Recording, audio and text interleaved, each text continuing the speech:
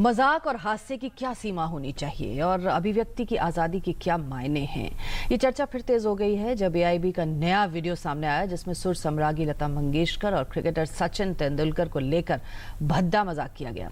शिवसेना और भारतीय जनता पार्टी ने आज एक वीडियो में दिग्गज गायिका लता मंगेशकर और क्रिकेटर सचिन तेंदुलकर के कथित तौर पर मजाक उड़ाने के लिए एआईबी और कॉमेडियन तन्मय भट्ट के खिलाफ कार्रवाई की मांग की है। यूट्यूब कॉमेडी चैनल एआईबी के कॉमेडियन तन्मय भट्ट के एक आपत्तिजनक वीडियो को लेकर उनके खिलाफ पुलिस में शिकायत दर्ज कराई गई है। एआईबी के इस वीडियो में सचिन तेंदुलकर और लता मंगेशकर का भद्दा मजाक उड़ाया गया है। शिवसेना और बीजेपी ने महाराष्ट्र के मुख्यमंत्री देवेंद्र फडणवीस से कॉमेडियन के खिलाफ कड़ी कार्रवाई की मांग की है। इस बीच सोमवार को एमएनएस ने शिवाजी पार्क पुलिस स्टेशन में कॉमेडियन तन्मय भट्ट के खिलाफ एफआईआर दर्ज कराई, जिसके बाद आपत्तिजनक वीडियो की जाँच शुरू हो गई है। मैं यहाँ पे मांग कर रही हूँ कि आज जो भी एआईबी संबंधित जो भी लोग हैं उनके ऊपर जिन्होंने ये वीडियो किया है उनके ऊपर कार्रवाई हो, उनके ऊपर एफआईआर दर्ज हो और उनको अटक हो। इस वीडियो के वायरल होने के बाद चारों ओर इस प्रकार के फूहड़ मजाक की कड़ी आलोचना हो रही है। देश में किसी का भी मजाक उड़ाएं, लेकिन लता जी का और सचिन तेंदुलकर का इस तरह का भद्दा भौंडा मजाक स्वीकार नहीं है। वो बहुत सम्मान की दृष्टि से देखे जाते हैं, इसलिए इस तरह की घटना आइंदा नहीं होनी चाहिए। ये बहुत दुखद है।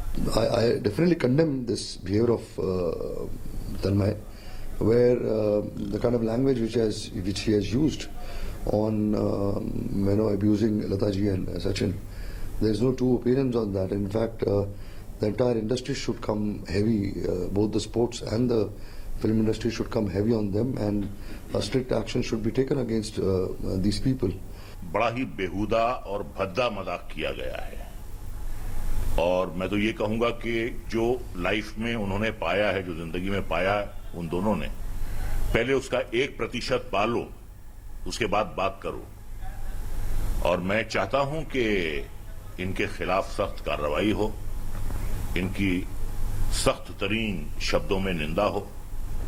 इससे पहले सोशल मीडिया पर भी इस वीडियो को लेकर जमकर आलोचना का दौर चला। फिल्म कलाकार अनुपम खेर, रितेश देशमुख और आदित्य ठाकरे समेत सचिन तेंदुलकर की पत्नी अंजलि तेंदुलकर ने भी इस प्रकार के भद्दे मजाक को करने वाले कॉमेडियन को ट्विटर पर जमकर लताड़ लगाई है। तो वहीं जेडीयू के नेता केसी त्यागी ने कहा कि दोनों ही लोग भारत रत्न हैं जिनका हर हाल में सम्मान होना चाहिए। गौरतलब है कि एडल्ट कॉमेडी शो एआईबी पहले भी विवादों में रह चुका है। इस कार्यक्रम में पहले भी कई जाने माने चेहरे अश्लील शब्दों का इस्तेमाल करने के लिए आलोचना का शिकार बन चुके हैं। इतना ही नहीं, कॉमेडियन कीकू शारदा के एक बयान के बाद भी मामला तूल पकड़ गया था, जिसके बाद उन्हें जेल तक जाना पड़ा था। बीते दिनों मजाक के नाम पर किसी के प्रति सम्मान की सीमा लांघने के कई मामले सामने आए हैं, जो कई बार बड़े विवाद का विषय भी बने हैं। एक बार फिर से इस मामले के सामने आने के बाद adult YouTube comedy channel AIB पर रोक की मांग जोर पकड़ने लगी है। News night desk, DD news. तो एआईबी पहले भी इन्हीं कारणों की वजह से विवादों में रहा है। आखिर अभिव्यक्ति की आज़ादी का क्या मतलब है और क्या ये असीमित है? इसी पर हम बात करेंगे। हमारे साथ हैं विनय कुमार, वरिष्ठ पत्रकार। बहुत बहुत स्वागत है विनय जी। तो एक बार फिर एआईबी का ये वीडियो सामने आया है जिसकी लोग निंदा कर रहे हैं, आलोचना कर रहे हैं। आखिर क्यों? मतलब समझदार लोग हैं, लेकिन ये जो अभिव्यक्ति की आज़ादी का मामला है, क्या इसको मानते हैं कि असीमित है, तभी इसी तरह की घटनाएं होती हैं? देखिए नीलम जी, अगर हम कानून की दृष्टि से, जैसे आपने पूछा, तो अगर हम गौर करें तो पिछले दिनों सुप्रीम कोर्ट ने सेक्शन 66A जो था आईटी एक्ट का, इंफॉर्मेशन टेक्नोलॉजी एक्ट का, उसको निरस्त कर दिया था, रिपील कर दिया था। तो ये दलील दी गई थी कि फ्रीडम ऑफ एक्सप्रेशन और जो साइबर स्पेस में जिस तरह के लोग अपनी अभिव्यक्ति करते हैं, तो उसके लिए सेक्शन 66A का रिपील होने के बहुत स्वागत किया गया था सुप्रीम कोर्ट। अभी एक फोर्टनाइट पहले, मतलब 2 सप्ताह पहले, सुप्रीम कोर्ट ने ये भी कहा कि जो क्रिमिनल डिफेमेशन है वो बना रहेगा। जो सेक्शन 499 है, 499, और सेक्शन 500 जो आईपीसी में है, उसमें ज्यादा सजा 2 साल की है और फाइन भी है। तो सुप्रीम कोर्ट ने उसको भी अपहोल्ड किया। दूसरा अगर देखें कि एक तो हमेशा से जो कहा गया है कि कोई भी ये जो राइट्स हैं फ्रीडम ऑफ एक्सप्रेशन का एब्सोल्यूट नहीं, जैसे आपने कहा असीमित, तो असीमित नहीं है।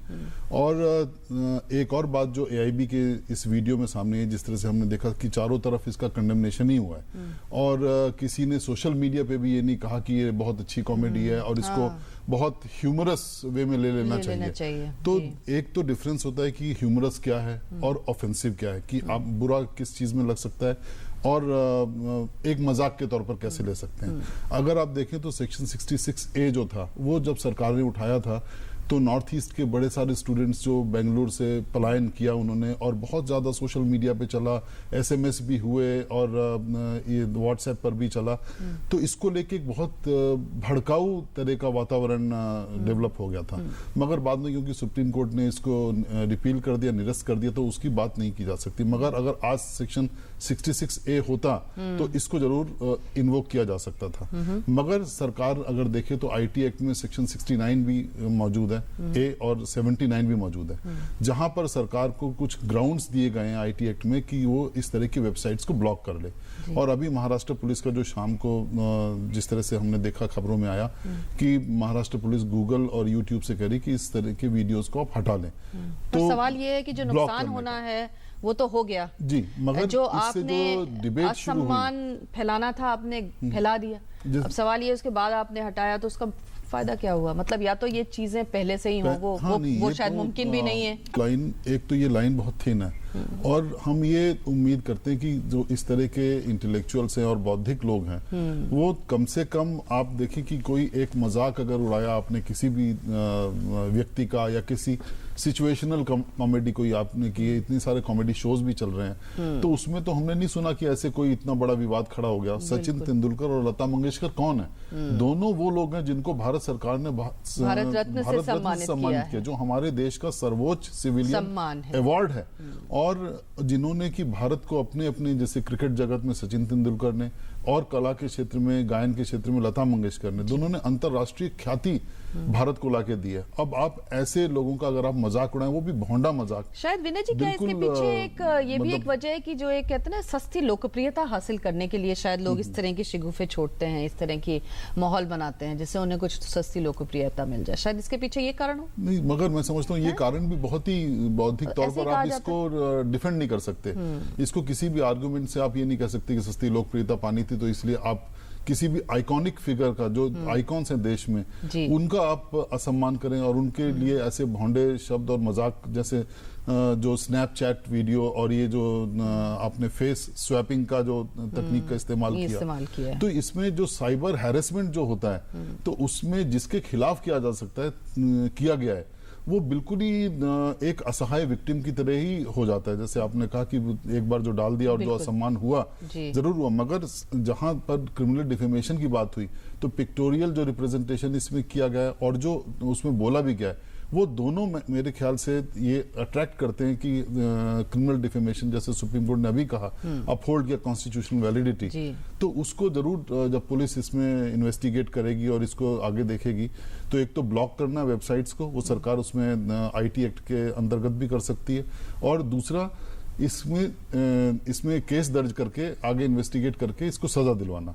तो उसमें जो क्रिमिनल डिफेमेशन है 2 साल की सजा और फाइन जो है सुप्रीम कोर्ट ने अपहोल्ड किया हुआ है। तो अगर ये क्रिमिनल डिफेमेशन बनता है, इसके ऊपर इन्वेस्टिगेशन करके तो पुलिस को इस पे कार्रवाई करनी चाहिए मेरे ख्याल से। मगर दूसरी ओर जहां आपने अभिव्यक्ति की आजादी का जो सवाल उठाया, तो उसमें अभिव्यक्ति की आजादी एक हद तक ही तो है ना, जब तक आप दूसरे को आप ऑफेंड नहीं कर रहे, अगर आप दूसरे के ऊपर नहीं, किसी भी व्यक्ति के ऊपर इस तरह के ऑफेंसिव कैंपेन नहीं कर रहे और वीडियोस नहीं दिखा रहे, क्योंकि ये साइबर स्पेस बढ़ने वाला है। जी, मैं इसी पे आ रही थी क्योंकि साइबर स्पेस बढ़ने वाला है और ये एआईबी का भी अगर मामला देखें तो ये पहला मामला नहीं है, पहले भी हुआ है और भी घटनाएं हमारे सामने आई हैं। तो मतलब फिर आगे के लिए हमें किस तरह से इन चीजों को हम रोक सकते हैं, या कहना चाहिए कि इनकी तरफ या तो ध्यान ना दिया जाए, इनको ज्यादा उछाला ना जाए ताकि ये पब्लिक स्पेस में ना आ पाए। हाँ, नहीं, ये भी एक तरीका है। हाँ, क्योंकि सोशल मीडिया इतना ग्रोथ हो चुकी है और जिस तरह से सोशल मीडिया में, ट्विटर में और यूट्यूब में इस तरह से आ जाता है ये, तो इसको एक तो रोकना नामुमकिन है, इसको रेगुलेट किस तरह से किया जाना चाहिए उसके ऊपर जरूर एक चर्चा का विषय बनता है। और जब सेक्शन 66A नहीं रहा अब IT एक्ट का, तो क्या प्रावधान मौजूद हैं, मैं समझता हूँ इस पर आगे जरूर चर्चा होगी और एक ये विषय सुर्खियों में और सरगर्मी में जरूर बना रहेगा। बहुत बहुत शुक्रिया विनय जी, हमसे बात करने के लिए धन्यवाद आपका।